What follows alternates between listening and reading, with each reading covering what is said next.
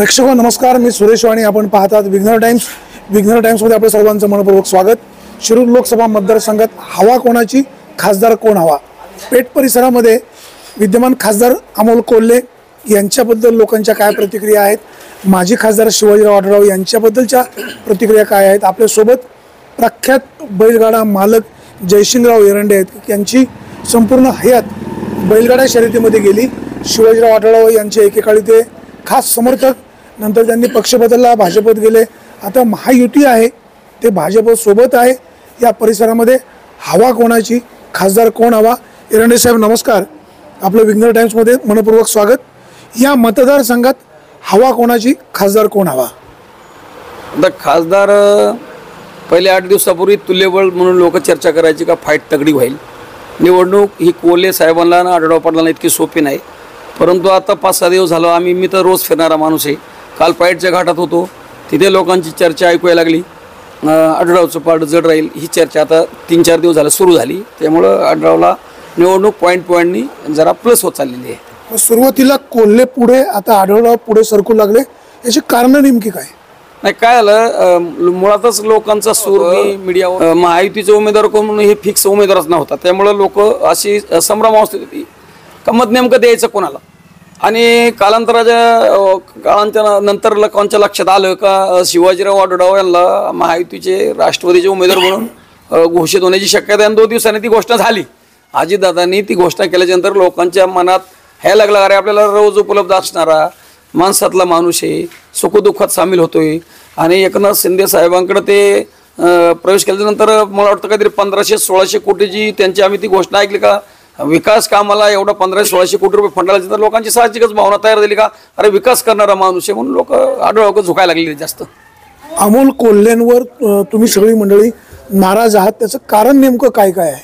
नाही, नाराज व्हायचं कारणच नाही. कारण या अगोदरच्या पंचवार्षिकला सगळ्या लोकांनी हे बघा त्यांना घोड्यावर बसवले, त्यांच्यावर पुष्पवृष्टी केली, त्यांना JCPतून पुष्पवृष्टी केली, त्यांना गावातून ढोली जिम लावून लोकांनी मिरवणूक काढली. याच्यापेक्षा सांगतो, मंचरच्या लोकांनी 10,000 15,000 BT कंपनीनं 51,000 रुपयाची मदत दिली आहे त्यांना. आणि तेच लोक सांगतायत का अमोल कोल्हेला मतदान करायचं नाही. म्हणजे ज्या लोकांनी मतदान मागच्या वेळेस केलं, निवडून दिलं, तीच लोक काय सांगतात. वाणी साहेब तुम्ही चर्चा करून बघा लोकांची, ही भावना बदलली, पूर्ण बदलायला लागली लोकांची.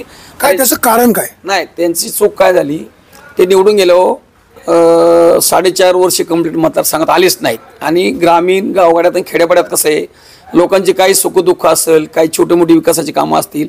आता ग्रामीणमधल्या माणसाला तहसीलला अडचण येते, महसूलला अडचण येते, पोलीस स्टेशनला अडचण येते, इलेक्शन होतं.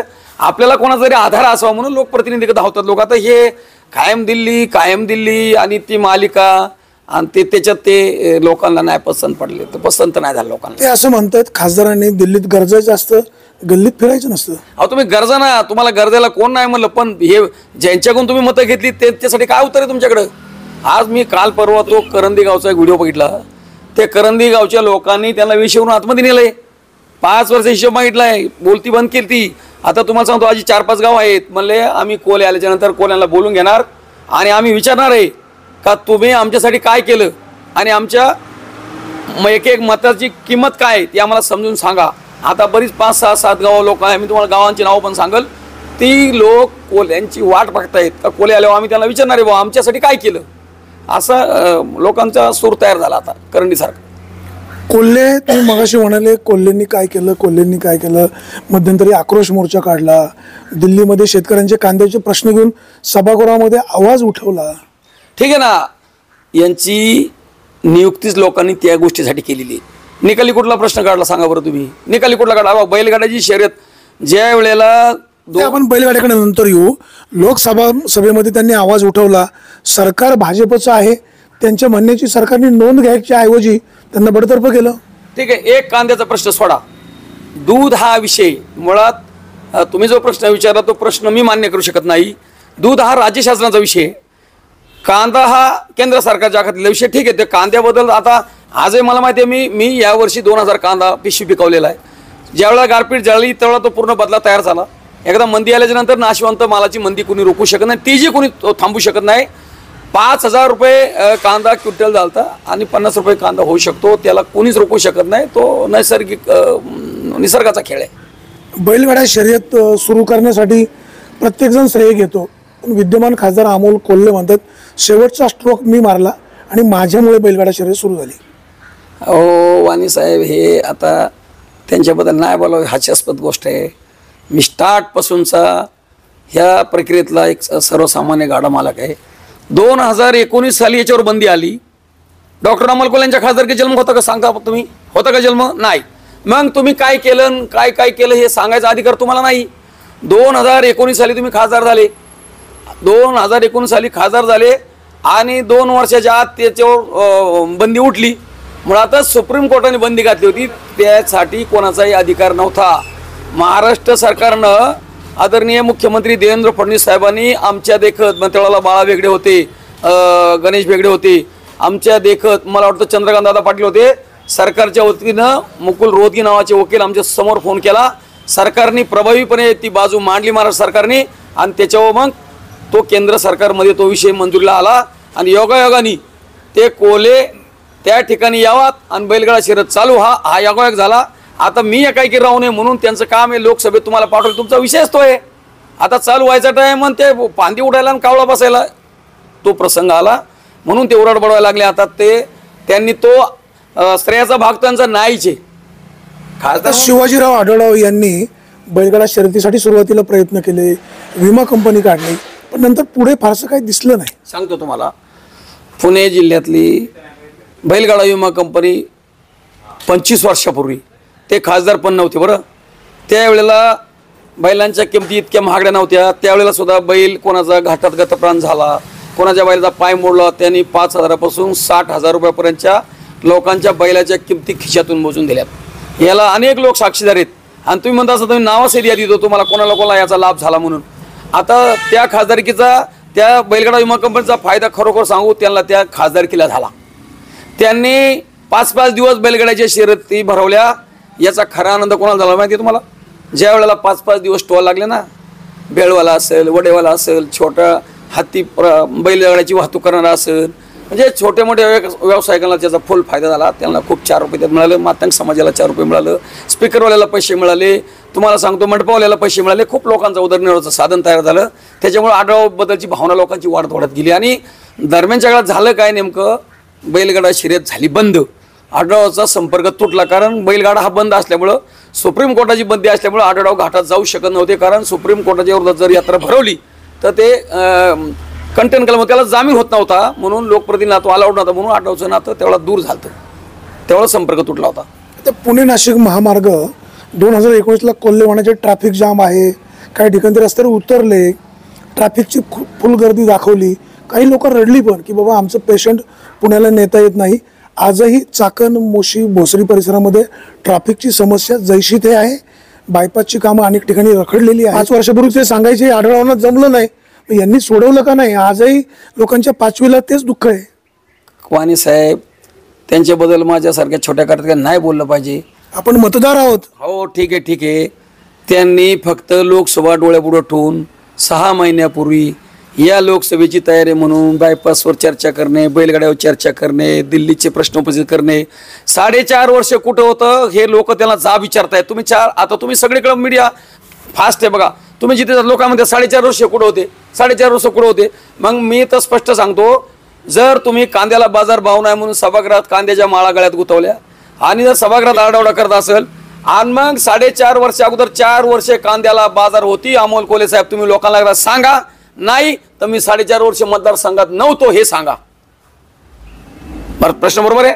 आता मला एक सांगा, ठीक आहे, जे काय असेल ते तुमचं मत झालं. मध्यंतरी अमोल कोल्हे 2019ला ज्यावेळेस उभे राहिले त्यावेळेस ते शिवसेनेमध्ये होते, ते राष्ट्रवादी काँग्रेसमध्ये आले, त्याच्या अगोदर सुरुवातीला ते मनसेमध्ये होते. आता शिवाजीराव आढळराव राष्ट्रवादी सुरुवातीला होते, नंतर शिवसेनेत गेले, आता महायुतीमध्ये ते राष्ट्रवादी काँग्रेसमध्ये आले. थोडी आढळरावांना पण टीका होते, या टीकेकडे कसं पाहता? ठीक आहे.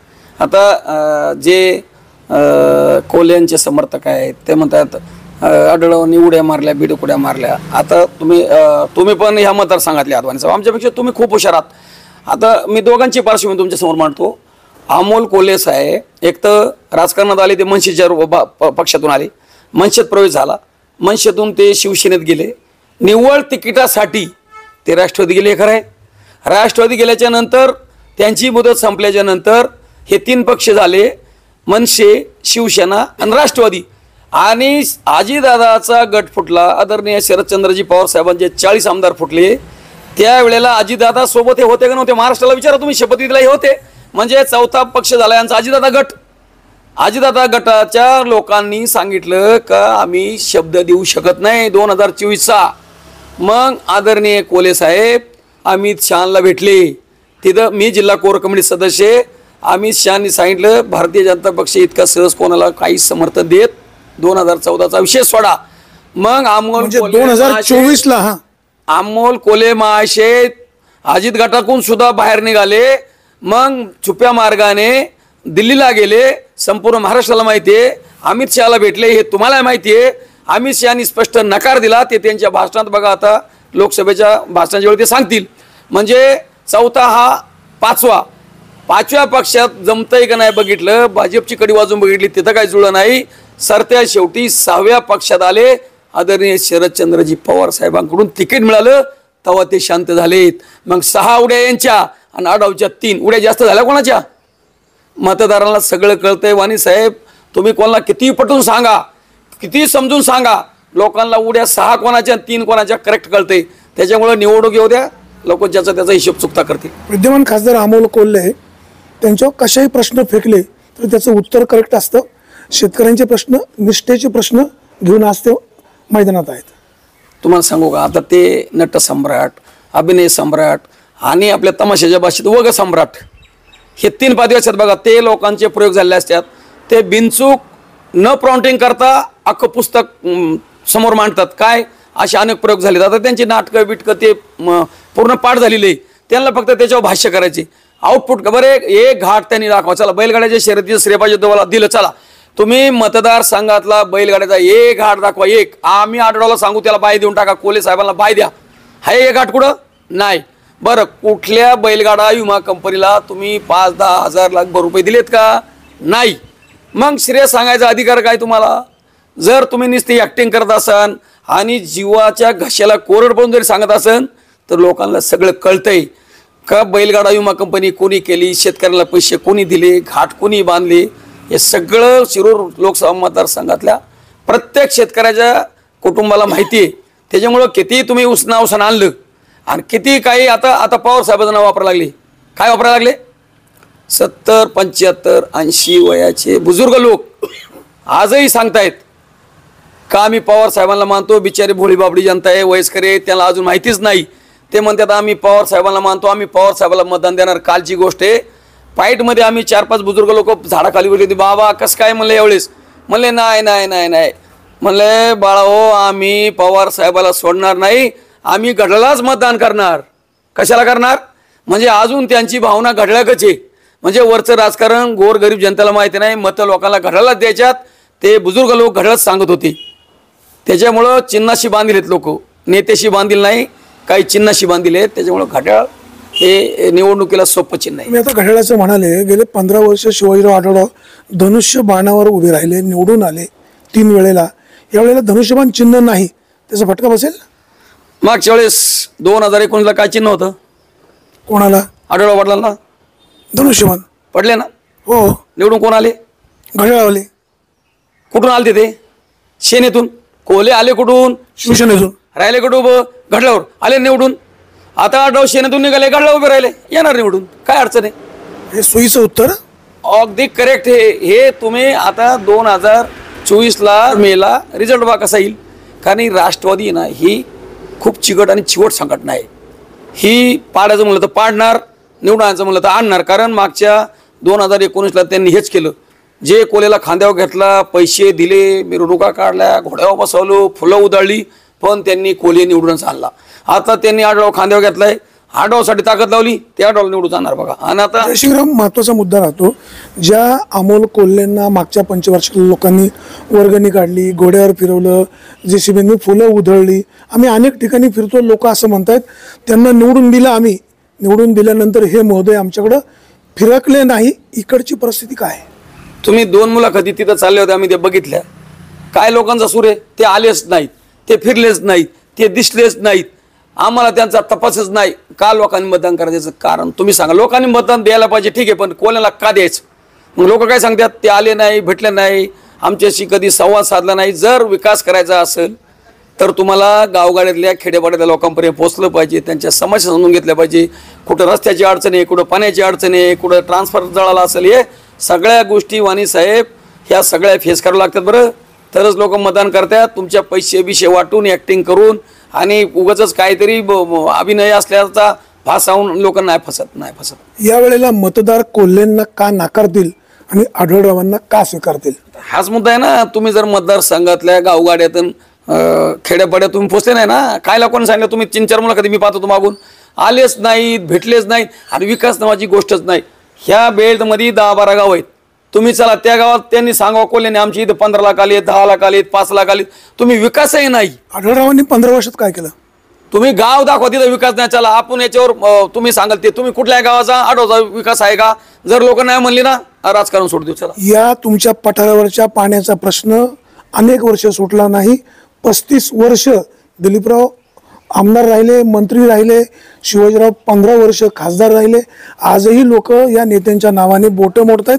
प्रश्न सोडवणार कधी? हे बघा, करमुडीचं धरण ते 56 कोटीला मंजूर झालं. मी त्याचा साक्षीदार आहे. आदरणीय वळसे पाटील साहेब अनेक वेळा मंत्री होते. मुळातच खेडचे आमदार दिलीप मोहिते यांना आणि वळसे पाटलांचं लय सुतपात नव्हतं. त्याचं कारण सांगतो. कारण ती पाईपलाईन जी लोकांच्या शेतातून जाणार होती, धरण पूर्ण झालेलं आहे. ते आम्ही 5-25 लोकांनी जाऊन ते धरण पूर्ण आहे आज पण जी पाईपलाईन जी पाण्याची येऊन इथं आमच्या हद्दीत ती सोडणार आहेत, शेतकऱ्यांचा तीव्र विरोध आहे. खेड तालुक्यातल्या आमच्या जमिनीतून उघड्या पाईपलाईन यायच्या नाही. अंडरग्राऊंड करा सगळ्या पाईपलाईनी आणि रस्ता ठीक आम्ही देऊ, पण पाईपलाईनी तुम्ही जमिनीतून गाडून घ्या. शेतकरी ऐकायला तयार नव्हते. शेवटी आढळराव आणि दिलीप वळसे पाटलांचा थोडा संघर्ष होता, कारण विषय हा महाराष्ट्र राज्याचा होता. मोहित्याच्या शेतकऱ्यांनी आडूड केल्यावर शेवटी साहजिक आमदार मोहित्यांना शेतकऱ्यांचा भाग घ्यावा लागला आणि भाग घेतल्याच्या नंतर ती योजना तशीच पेंडिंग आहे. धरण पूर्ण आहे, फक्त पाईपलाईन बाकी आहे. आता त्या दिवशी अजितदादांच्या सभेत शिवाजीराव आढळराव राष्ट्रवादी गेले, दिलीप मोहिते राष्ट्रवादीचे आहेत, वळसे पाटील राष्ट्रवादीचे आहेत. तिघाही व्यासपीठावर नेत्यांनी सांगितले करमुडीचं धरण आम्ही आता 100% पूर्ण करणार. आता शेवटची संधी आम्ही त्यांना देणार आहे. आणि जर ह्या तिघांनी मिळून जर धरण पूर्ण झालेलं आहे, त्याचं पाईपलाईननं पाणी जर आमच्या शेतापर्यंत नाही आलं तर मी जयशिंगणे सांगतो, आम्ही सगळे शेतकरी यांना परत मतदारसंघात फिरू देणार नाही.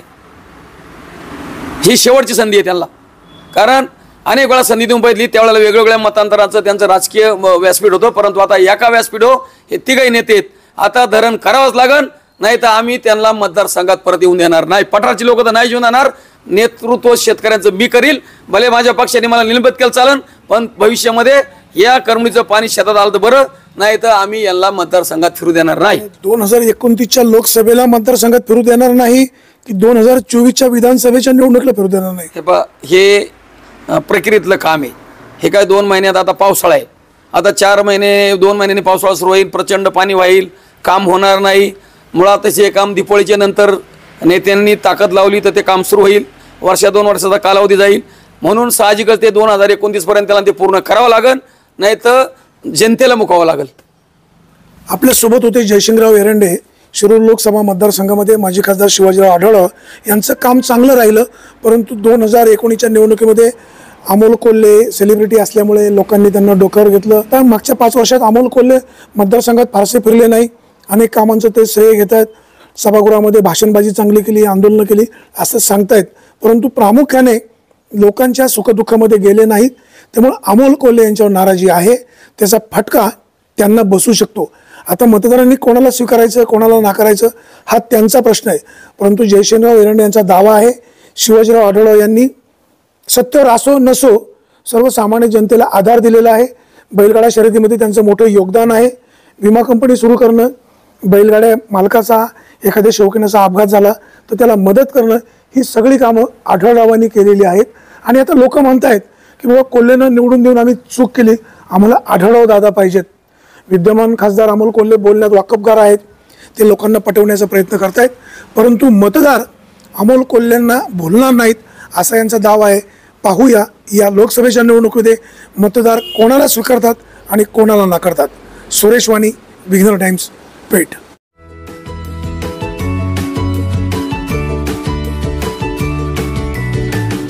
बातम्या शेतीच्या, बातम्या मातीच्या,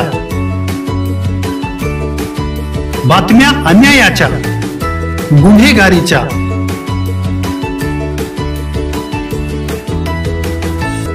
राजकारणाच्या आणि समाजकारणाच्या,